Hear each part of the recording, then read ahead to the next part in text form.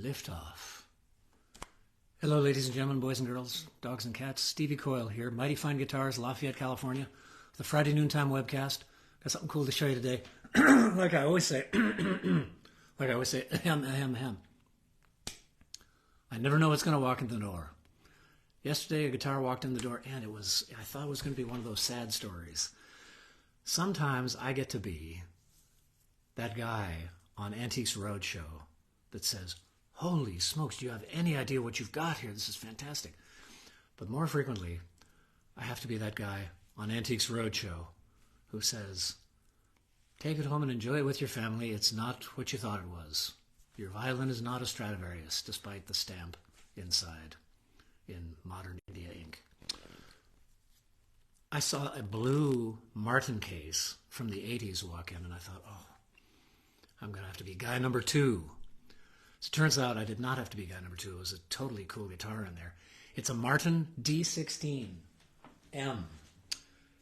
Not entirely rare, but not a lot of them made. Boy, that's a big guitar. I feel like Kilroy hanging up behind here.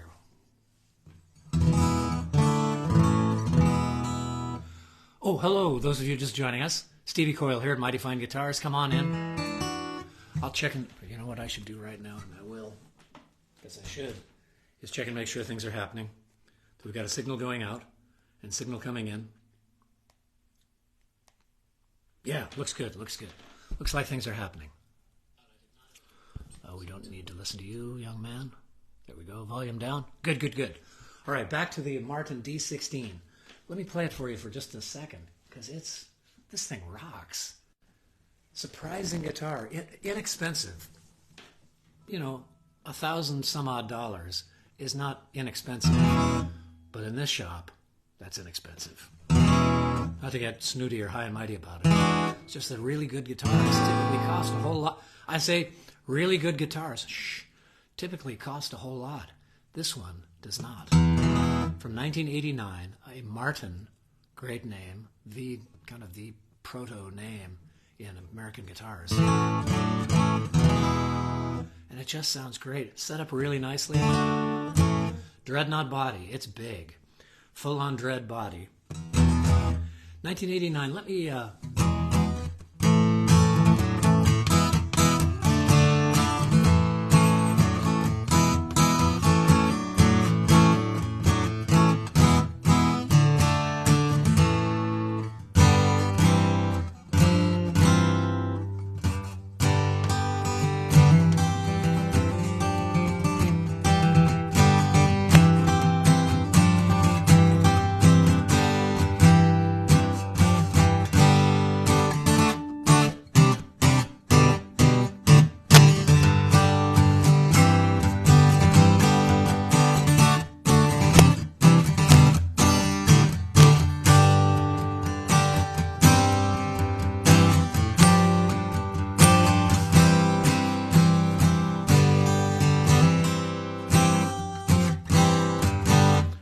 This thing rocks.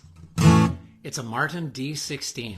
Mahogany back and sides, spruce top, nothing fancy, except that even at the 16 level, in this year, the D16M was kind of an outlier.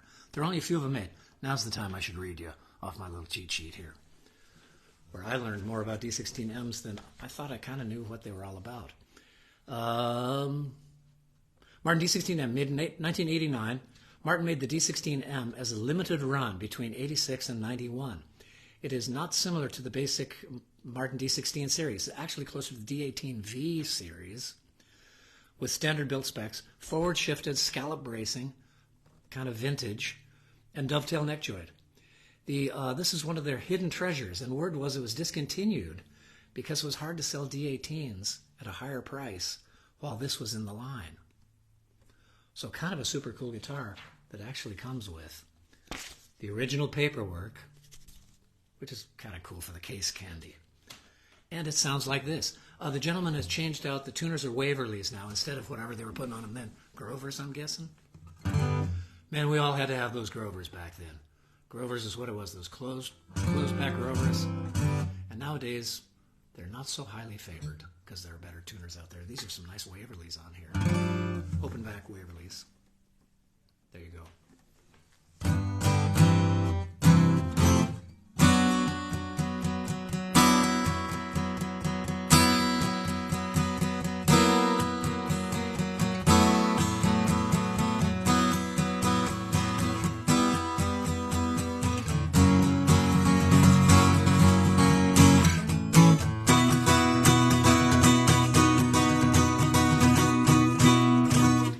It's a big old strumming guitar. Now, it's not to say, like I always say just about every week, it's not to say you can't play any type of music on any type of guitar. You can. Guitars are maximized for certain things. The Dreadnought, named after, as I'm sure we all know, say it with me, the largest ship in the British Navy. The Dreadnought was the big one, so Martin called their big guitar the Dreadnought. Comically huge when it first came out. A lot of people saw Gene Autry and whoever else, their cowboy heroes, playing these things and said, why is my cowboy hero playing a comically huge guitar? Must be a bass guitar. It was not. But designed for volume and bass response and saturation.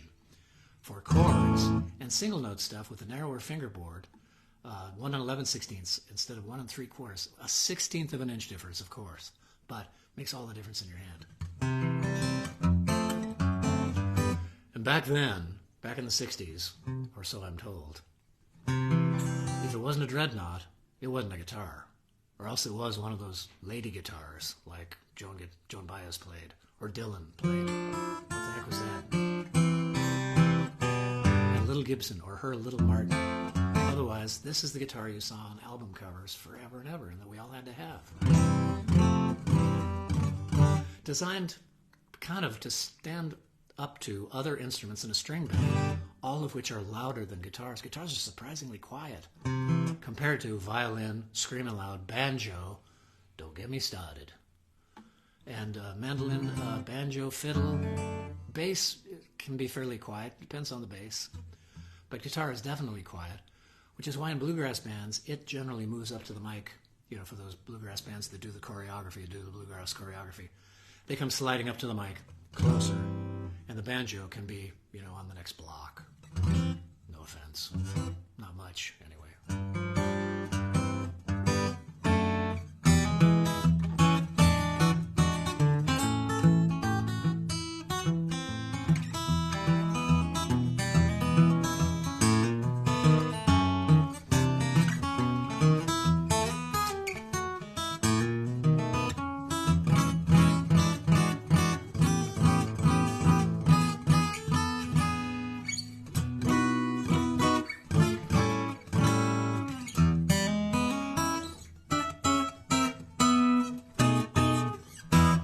Nice setup, too.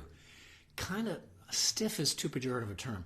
It's set up so you can hit it hard and it won't rattle. But it's not hard to play on the left hand. Setup is really good on this. Dollars-wise, dunno. Somewhere considerably south of $2,000. This one has a big old split that's repaired in the side here. Nicely done. Nice repair as well. Really smooth. Structurally it's fine, but it's had some history. And the fellow that owns it doesn't even know the history of how that happened, but he knows it got repaired nicely. Checked inside with my endoscope, which I think is an unfortunate term for that instrument. And everything does look fine inside there. It's a well-done repair. Let me see who's here. If you have any comments or questions. Oh, it's got a pickup in it as well. I should tell you that. The pickup was the D-16M mahogany. Was made from 1986 to 1990 with a total production of 2,120 guitars. Small run. Really small run. Solid spruce top, solid mahogany back and side, scallop bracing, Grover tuners originally. Waverly's on this one. All appears to be original except for the tuners. And this has that blue Martin Steel Me case that scared me off at first. Nearly scared me off. I was ready to give him the spiel. Well, you know, sir, sometimes I get to be that guy on Antiques Roadshow. And it's also got the JJB Artist Series Prestige 330 electronics inside. Pretty cool. Somewhere here there's a little volume control right there.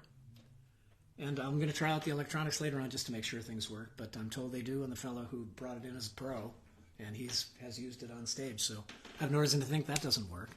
Let me see who's here and what your questions and comments might be.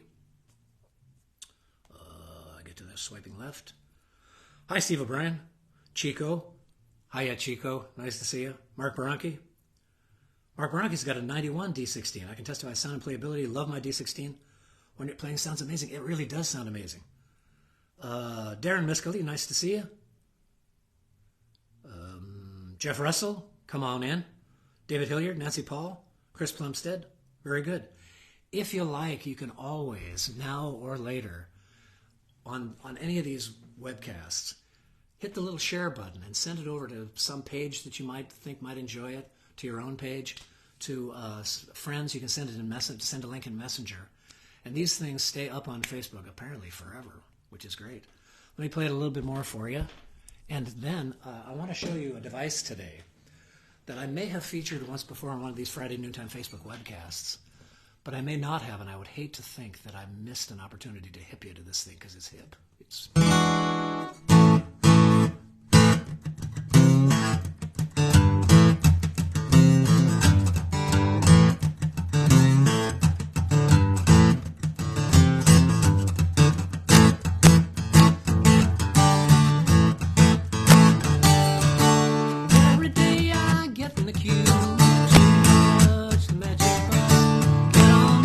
takes me to you, too much magic bus. I'm so nervous I just sit and smile. Your house is only another mile. Too much magic bus.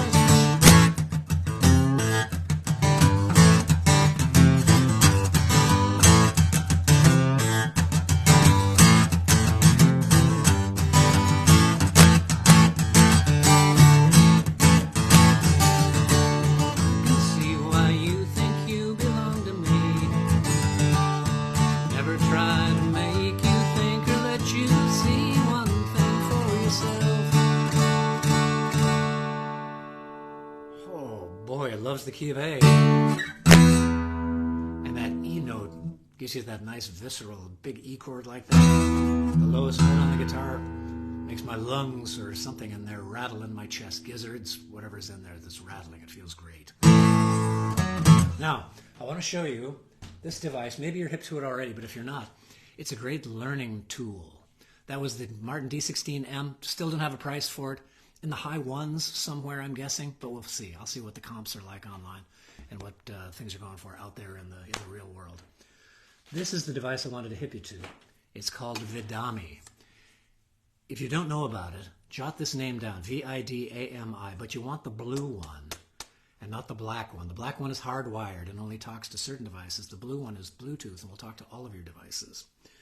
And it's the way I use it, I think it's the way most people use it, although it does lots of other things. Jump on a YouTube video and you say, I'm learning this song, I really like it. Maybe there's video that shows you what's going on, maybe there's not, maybe it's just the audio, you know how it goes. You say, that's really cool, but what happened right there between 16 seconds and 28 seconds? Play through until you get to 16 seconds, then hit the loop button. It'll start a loop, and once you get to 28, to the end of the part that you need to learn, click it again, and it'll start a loop. And you say, well, that's really good, but now it's just a little bit fast. With another kick on the buttons here, with your this all lives on the floor. Kick the slow down button. It'll take you down to 75% speed. Still a little too fast. It'll kick it down to 50. I think it goes to 33 and 25. And the coolest thing of all is, of course, it keeps the pitch. Doesn't seem like a big thing now, but I tell you what, back in 1990-something, when I was working at Griffin Stringed Instruments in Palo Alto, California, great shop, wonderful guys. I was working there, and there was a device came in that everybody was going wild for. It would take 30 seconds of a CD that you put in there. It would take 30 seconds of a CD and slow it down for you without losing the pitch. So rather than just slowing it down like we used to on turntables to 16 and try and decide what note is that almost, this would slow it down and keep the pitch for you. And that device, that's all it did, cost $750 as I recall. With tax, got you up close to $800. That's all it did. This thing costs 200 and something, and it does all of that and more. If you've got one of those programs where you need to turn the virtual page on your iPad, you can set it up to do that. All sorts of Bluetooth functions for all sorts of... My primary function is with YouTube. One of the bands I work with says, we want to learn this song. Okay, great. What was that chord? There's a mystery chord in there. What is it? I can kick back and forth and go after that chord.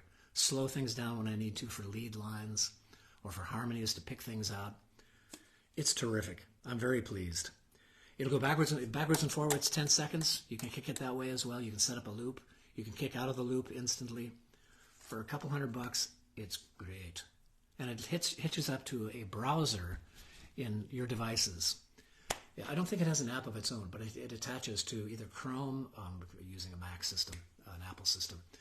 It'll attach itself to either Chrome or Safari as an extension, and just works like a charm. I use it all the time. So if you're not hip to the Vidami blue, you want the blue. Beautiful plumage. You want the blue instead of the black one, which is hardwired. And you don't want that. You want all Bluetooth. So there it is. Comments, questions? Hit me up quick here. If I don't get to your comments and questions now, look for them. There we go. Stood off your right shoulder, Tommy Emmanuel. Oh, hi, Robert Gunderson. Wasn't he fantastic? Tommy Emmanuel. My gas was flabbered yet again. Every time I see that guy. Unbelievable. Were you there? The Amazing Slowdowner. Yes, David Hilliard. The Amazing Slowdowner is an online device that does essentially the same thing, but it kind of takes your hands away. You have to take your hands off the guitar to operate that, because it lives on your keyboard. The controls live on your keyboard. Same idea. Chico again. Hey, Dan. Chico's representing. There we go. Very good. Very good. Yes, Robert B. Gunderson. Tommy Emmanuel at Hardly Strictly Bluegrass. I think a lot of people who were not hip to him became fans that day. He was remarkable. It was late in the day. It was getting cold. And I thought, oh my gosh, what's he going to do in the cold? He was just fine. He wore his little woolly sweater for his jumper for a while, and warmed up and took it off and just rocked the crowd. One guy, thousands of people. Fantastic. And I was standing there. If you saw me from the front, Robert B., you would have seen my jaw on my chest, as it always is for Tommy Emmanuel. It was just terrific. If you're not, again, if by some stretch of the imagination you're not hip to Tommy Emmanuel, E-M-M-A-N-U-L, capital E, small, the rest of the letters are small letters. Tune him in. He's really, really quite something. And a hell of a good guy, too. Had a chance to wave hello backstage. Great fellow. Comments and questions, stack them up down below here if you have any questions about anything in the shop, not just the Martin D-16M from 1989, which is today's feature guitar, boys and girls.